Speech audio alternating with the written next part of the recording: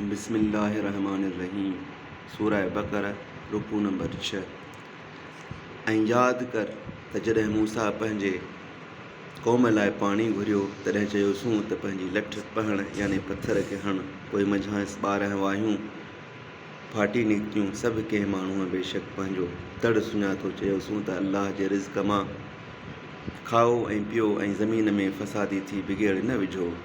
ऐं जॾहिं चयव त ए मूसा हिकु ताम ते कॾहिं सब्र न कंदासूं, तंहिं करे पंहिंजे पालणहार खां असां लाइ दुआ घुर त ज़मीन में जेकी पंहिंजो साग ऐं पंहिंजा बादरंग ऐं पंहिंजी कणिक ऐं पंहिंजी मुहरी ऐं पंहिंजा बसर ॼमाईंदी आहे से असां लाइ पैदा करे।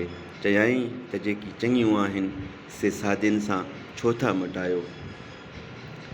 जे नथा रहो त कंहिं शहर में लही वञो, पोइ जेकी घुरो था सो सभु अव्हां लाइ उते मौजूदु आहे। ऐं ख्वारी ऐं मुहताजी मथनि हई वई ऐं अल्लाह जे ॾमर हेठि वरिया। इहो हिन करे आहे जो उन्हनि अल्लाह जे हुकमनि खे नथे मञियो ऐं पैगम्बरनि खे नाहक़ ते कुठाऊं। उहो कमु बेफ़रमानीअ सबबनि ते कयूं ऐं हद खां लंघंदड़ हुआ।